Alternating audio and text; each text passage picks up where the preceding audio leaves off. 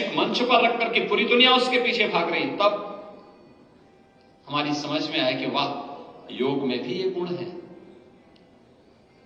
बहुत सारी समस्याओं का समाधान करने की क्षमता है।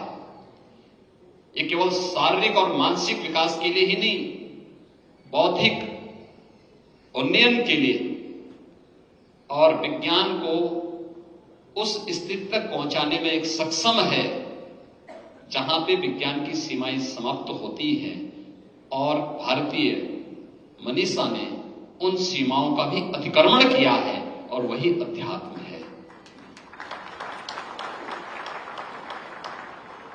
याद रखना, जब भी आप भारत की इस परंपरा को अंगीकार करेंगे और उसके साथ जुड़ेंगे, तो विज्ञान की सीमाओं का अतिक्रमण करके जब उस क्षेत्र में आगे बढ़ेंगे तो वह एक विस्तृत संसार होगा। उसके लिए भौतिक दृष्टि नहीं, उसे अंतःकरण की दृष्टि से ही आप अवलोकन कर पाएंगे। लेकिन खैर, एक अलग क्षेत्र है और शिक्षण संस्थानों को भी इस क्षेत्र में कार्य करना होगा, उस दिशा में आगे बढ़ना होगा। बहुत कुछ है उसमें छुपा हुआ। लेकिन शिक्षण संस्थानों का या हमारे संस्थानों का आज के दिन की जिम्मेदारी क्या? हमने शोध की प्रक्रिया को बाधित किया। हम केवल दूसरों की चीजों को अच्छा मानने लग गए। जो दूसरी जगह था, एक बार एक राजदूत मेरे पास आए थे, वो मेरे पूर्व परिचित थे, तो मेरे साथ अपने देश का एक गिफ्ट लेकर के आए। तो मैंने उन्हीं के सामने बोला, मैंने कहा ये आइटम हमारे यहां तो बहुत सस्ता है, 5 रुपए का है। तो मैंने भी उनको एक आइटम दिया, मैंने भी उनको गिफ्ट किया। मैंने कहा ये देखो। तो उन्होंने मेरे सामने खोला, उन्होंने कहा कि आपके कितने कीमत? मैंने कहा 500 रुपए की है। तो उन्होंने मुझसे कहा कि देखिए, प्रोडक्ट आपका अच्छा है लेकिन पैकेजिंग अच्छी नहीं है, और हमारी पैकेजिंग अच्छी है, प्रोडक्ट अच्छा नहीं है। तो मैंने कहा ये तो हमेशा से रहा है। मैंने कहा हमारा प्रोडक्ट हमेशा अच्छा रहता है, हम किसी को धोखा नहीं देते। लेकिन लोग जो देखते हैं, लोग उसी के पीछे भागते हैं। जैसा परोसेंगे लोग उसके पीछे वैसे भागने लगते हैं। उसकी अच्छाई बुराई जाने बगैर उसके पीछे एक होड़ सी लग जाती है। हमारी संस्थानों को अपने आप को तैयार करना होगा, प्रोडक्ट भी अच्छा देना पड़ेगा और पैकेजिंग भी उसी प्रकार से तय करनी पड़ेगी जो दुनिया को अपनी ओर आकर्षित कर सके। और हम भूल गए, हमने प्रोडक्ट से भी हमने संबंध विच्छेद कर दिया, उसको भी हम उस क्वालिटी का देने में विफल रहे। और पैकेजिंग का तो खैर, हमने मैनेजमेंट के कोर्स चलते हैं, लेकिन हम लोग उसके बारे में कोई भी नया कार्य करने में, नया चीज देने में हम विफल हैं। हर एक चीज का अपना एक महत्व है। हम एक बार उसको देखें तो, और मुझे प्रसन्नता है कि इधर कुछ संस्थानों ने अच्छा काम प्रारंभ किया है। जब मैं यहां आ रहा था, देख रहा था, विश्वविद्यालय की प्रोग्रेस रिपोर्ट भी देख रहा था। विश्वविद्यालय ने अनेक क्षेत्रों में एक नया विकास किया है, और पिछले यानी यह वर्ष तो इस विश्वविद्यालय का रजत जयंती, स्थापना का रजत जयंती भी है, जब यह एक इंजीनियरिंग कॉलेज के रूप में स्थापित हुआ। और विश्वविद्यालय के बाद यह एक कॉलेज के बाद आगे बढ़ा। कॉलेज बनने के बाद 2002 में जब उत्तर प्रदेश का टेक्निकल यूनिवर्सिटी स्थापित हुई, टेक्निकल यूनिवर्सिटी स्थापित होने के बाद उससे इसका एफिलिएशन होना, फिर 2010 में विश्वविद्यालय के रूप में अपने आप को स्थापित करना, और विश्वविद्यालय के रूप में भी अच्छी फैकल्टी का चयन करके प्रोफेसर डी.एस. चौहान जैसे प्रतिष्ठित और समाज सापेक्ष व्यक्तित्व को अपने साथ जोड़ करके विश्वविद्यालय के सर्वांगीण विकास को एक नई ऊंचाइयों तक पहुंचाने का जो कार्य हुआ है, जिसके परिणाम हम सबके सामने। मुझे याद है जब प्रोफेसर DS चौहान जी उत्तर प्रदेश टेक्निकल यूनिवर्सिटी के VC थे,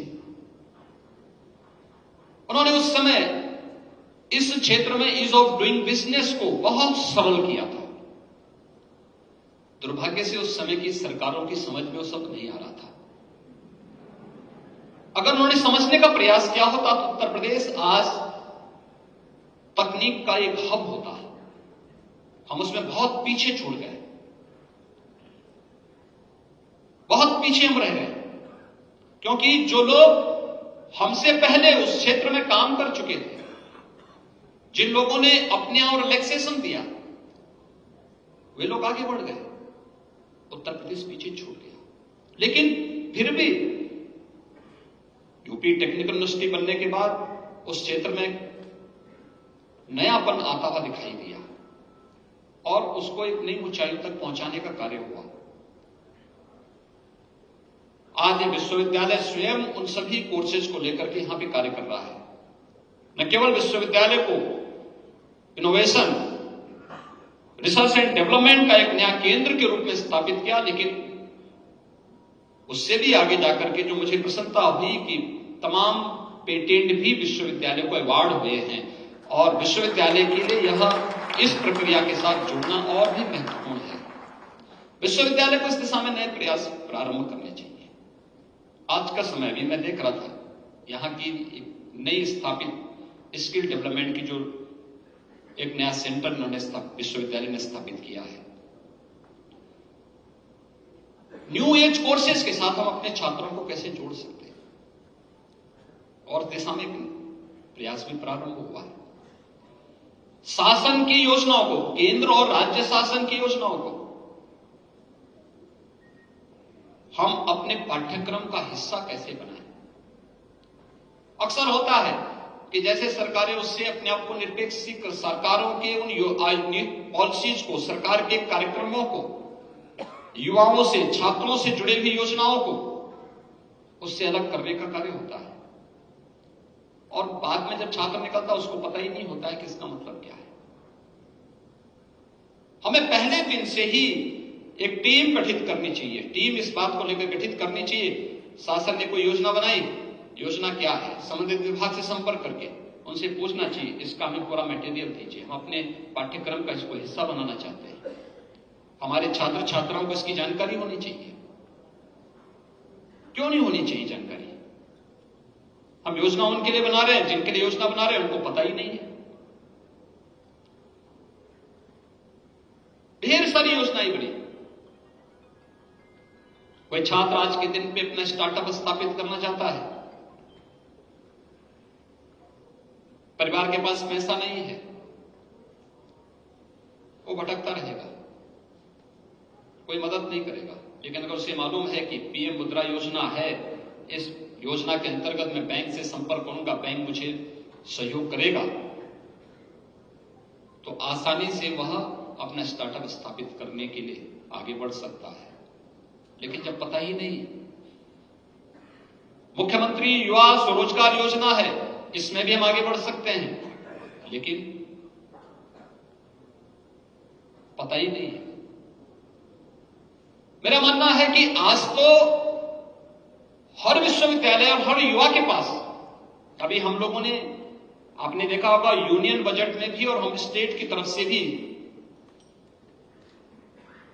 सेंट्रल गवर्नमेंट भी PM इंटर्नशिप की एक नई स्कीम निकाली है और स्टेट गवर्नमेंट ने भी CM इंटर्नशिप की एक स्कीम निकाली है छात्रों के लिए, अपने युवाओं के लिए। एक नया अवसर हम दे रहे हैं, वह इंडस्ट्री के साथ जुड़ सके। इंडस्ट्री के लिए हम बाध्य कर रहे हैं कि अगर आपके पास 30 कार्मिक रखने की सामर्थ्य है तो कम से कम आप प्रयास करें कि 2 से 3% इन युवाओं को आप उसमें लीजिए। आधा मानदेय आप दीजिए, आधा मानदेय हम देंगे, गवर्नमेंट इसमें योगदान देगी। छात्रों को उसमें आगे बढ़ने का एक अनुभव, एक एक्सपीरियंस उनके पास आना चाहिए, इसके माध्यम से उन्हें आगे बढ़ने का अवसर प्राप्त हो।